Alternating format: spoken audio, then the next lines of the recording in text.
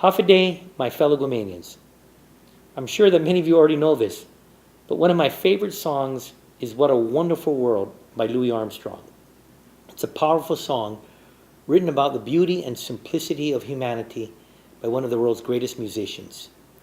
It's almost too hard to believe that the artist was a man whose father abandoned him in a life of poverty, only to be left once again by his mother. But orphans are survivors. It's no wonder so many of them have changed the world, making it the beautiful place that we know today. There are peaceful revolutionaries like Nelson Mandela. There are innovators like Apple founder Steve Jobs. There are actresses like Marilyn Monroe. And they even become U.S. presidents like Bill Clinton. More than the change they brought to the world, the most important thing about all these famous people is that they lived. The circumstances they were born into, the tragedies they endured as young children, and the challenges they faced throughout their lives don't belittle who they are or what they did, but they made them even greater.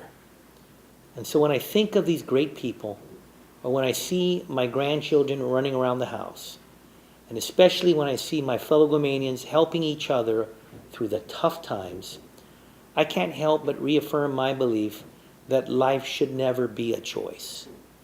For many in our community, the fight to protect life receives untold levels of attention. You can read about these discussions in the newspapers. You can watch news clips of people and organizations coming together to speak loudly for and against abortion.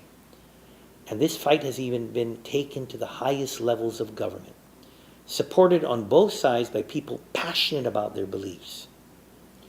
But passion doesn't give us the right to hurt one another, nor is it reason to forget human dignity. While the pro-life, pro-choice battle wages on, I think it's important for us to take a step back and realize that beyond the debate, we also need to respect one another, no matter our beliefs. Now, it's no secret that I've always stood my ground when it comes to life, born or unborn. Everyone has the right to live, and no one should have the power to make this choice for another. As so often happens, education is the next step forward in this juncture. And in short order, abortion doctors will be required to provide factual information to women who come to them considering an abortion. This is no different from their responsibility to give information for any other surgical procedure that they will perform. Knowledge is power. They now are required to empower women with information on the risks and effects of abortion 24 hours before the abortion is scheduled. This will empower those women and mothers with the information and time to ask questions, talk about the process out loud, and maybe even connect with others to find out more. Most importantly, they'll have the time that they need between their first appointment and the time of the procedure to truly reflect on the decision. And if this saves just one life, then the law will have served its purpose. I also want to be clear that this law should not be used to cast judgment against those considering abortion or to make them feel uncomfortable. Women in these situations go through enough as it is.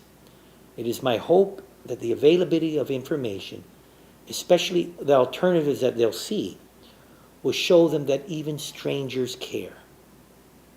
This was an initiative that I've held close to my heart since my days in the legislature.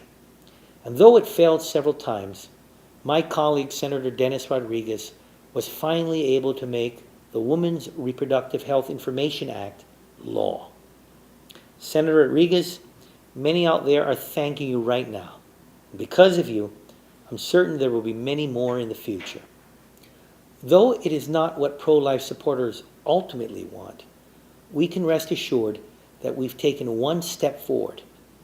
And if this measure saves even one life, then this gives us the hope, the inspiration to keep fighting the good fight. Then maybe one day, a life saved by this law will be the life to save all of the unborn forever. May we all continue to respect one another And may we all continue to respect life. To all my fellow Guamanians, those being carried in their mother's wombs, and those enjoying life's beautiful gifts at this moment, may God bless you all. Thank you.